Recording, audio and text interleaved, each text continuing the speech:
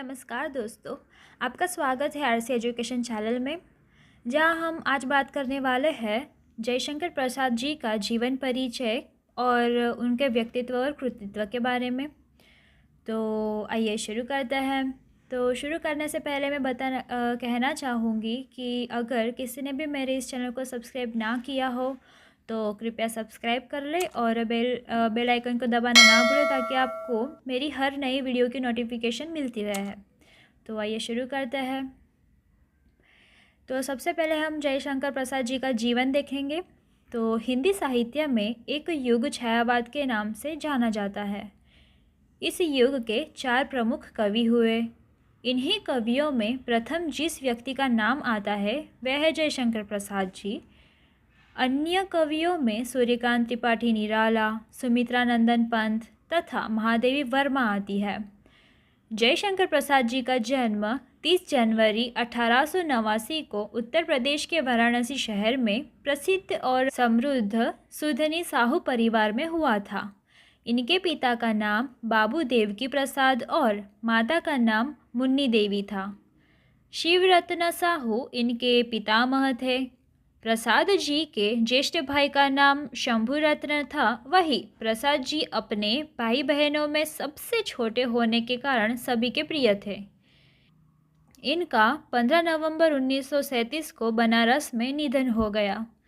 तो अब हम जयशंकर प्रसाद जी का व्यक्तित्व देखेंगे। तो आइए शुरू करते हैं। प्रसाद जी की प्रारंभिक शिक्षा घर पर ही हुई थी। स्थानीय क्वींस कॉलेज में 7वीं कक्षा तक पढ़ाई की। इसी समय इनके पिता का निधन हो गया और फिर स्कूली शिक्षा से वंचित हो गए। परिवार का भार बड़े भाई श्री शंभू शरण ने अब संभाला। फिर घर पर ही प्रसाद जी ने हिंदी, संस्कृत, उर्दू, फारसी का गहन अध्ययन किया। जब प्रसाद जी की आयु 15 वर्ष की थी तो माताजी चल बसी और 2 वर्ष पश्चात बड़े भाई भी नहीं रहे। इस प्रकार पूरे परिवार का भार इनके कंधों पर आ पड़ा।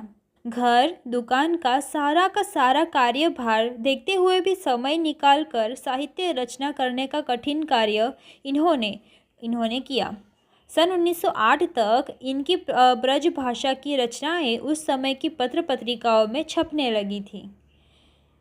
बचपन से कई धार्मिक तथा प्राकृतिक सौंदर्य से भरे स्थानों की यात्रा से उनमें प्रकृति प्रेम पैदा हो गया था। पुष्कर, ओंकारेश्वर, जयपुर, उज्जैन, ब्रजभूमि तथा अयोध्या की यात्रा के दौरान रात्रि में जंगलों का दृश्य तथा चांदनी रात की शोभा ने उनके कवि मन को आंदोलित किया था। विशाल सागर तट तथा पर्वतों एवं झरनों से कलवर से उनका मन झूम जाता था। इन सारी प्राकृतिक शोभाओं की छटा का वर्णन उन्होंने अपनी रचनाओं में किया। प्रसाद जी का व्यक्तित्व आकर्षक था। उनका शरीर गठिला तथा चेहरा आभा से पूर्ण था। मानसिक दुख उन्हें लगातार रहा। स्वास्थ्य की अच्छी देखभाल ने उनके पीड़ा को सहने की शक्ति दी। जिस प्रकार विश्व कवि रविंद्रनाथ ठाकुर के अपने जीवन में ही पत्नी, पुत्र तथा विछोह सहना पड़ा, उसी प्रकार प्रसाद जी को भी प्रियजनों का विछोह सहना पड़ा। अब हम जयशंकर प्रसाद जी का कृतित्व देखने वाले हैं। तो सबसे पहले हम उनकी काव्य रचनाएं देखेंगे। तो चित्रधार, तो सबसे पहली काव्य रचना है चित्राधार। यह कवि की प्रथम कृति है। इसमें सन 1909 से 1912 तक की 5 रचनाएं हैं। प्रेम पथिक, करुणालय तथा कानन कुसुम सन 1913 में प्रकाशित हुई। महाराणा का महत्व सन 1914 में प्रकाशित हुई। झरना जो सन 1918 में, आंसू सन 1925 में, लहर सन 1933 में तथा